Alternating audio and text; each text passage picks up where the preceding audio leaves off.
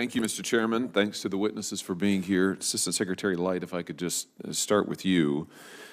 In the years leading up to Russia's invasion of Ukraine, almost a year old now, many European governments prioritized what they called the climate objectives. I'm not sure that their policies actually improve their environment, but that was their surmise, climate objectives over energy abundance. And in particular, they prioritized cheap energy from an authoritarian regime over energy independence. Do you think that that playbook executed by governments in Europe is something we ought to be doing in the United States?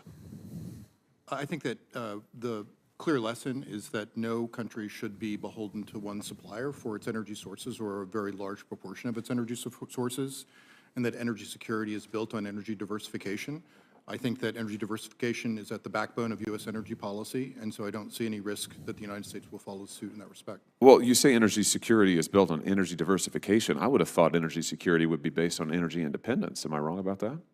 I think it's independence, but I also think that it's not just one source of energy, because things can go wrong.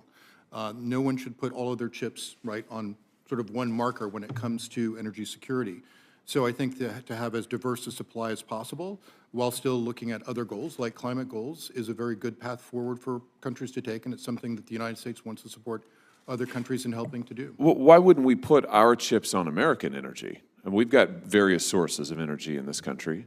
Why wouldn't we put our chips there? I think we are putting our chips on. No, we're not. We're producing less oil and gas in this country than we were previously. The president, when he came to office, his first day in office, he imposed a moratorium on oil and gas leases on federal land. Since then, he has leased the fewest acres of federal land for oil and natural gas since the Truman administration.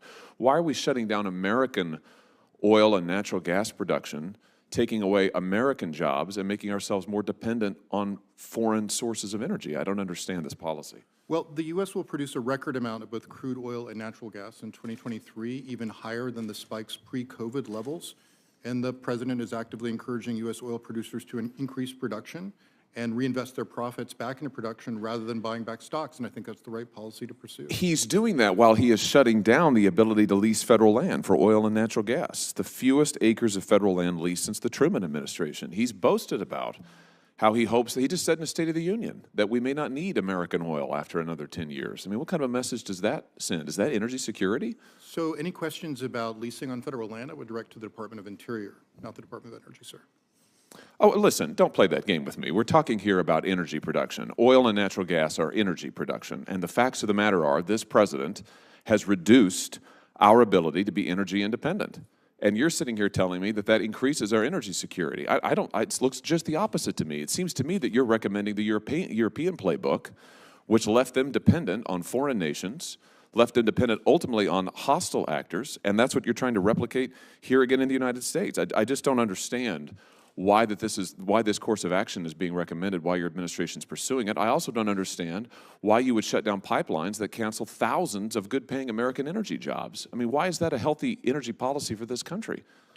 With all due respect, sir, I really don't see much of a comparison between where Europe was before the outbreak of the war and their energy mix and where they were getting energy from and where the United States is today.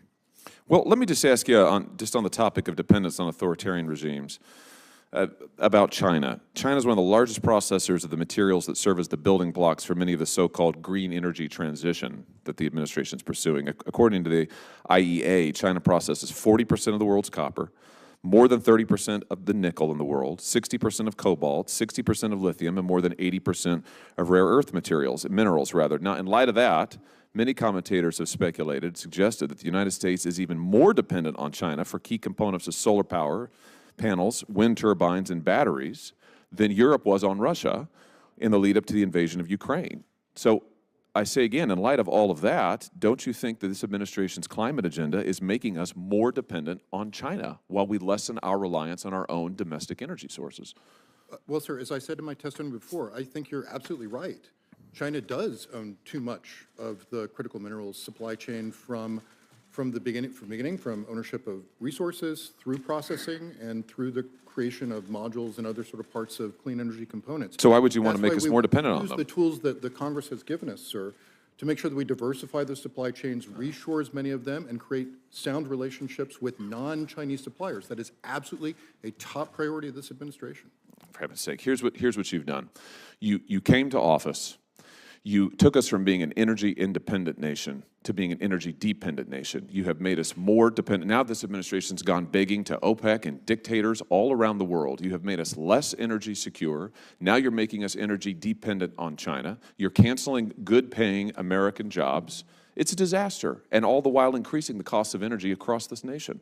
It is an absolute disaster, and I can't imagine why, in light of what happened in Ukraine, we would want to replicate those disastrous policies here. Thank you, Mr. Chairman.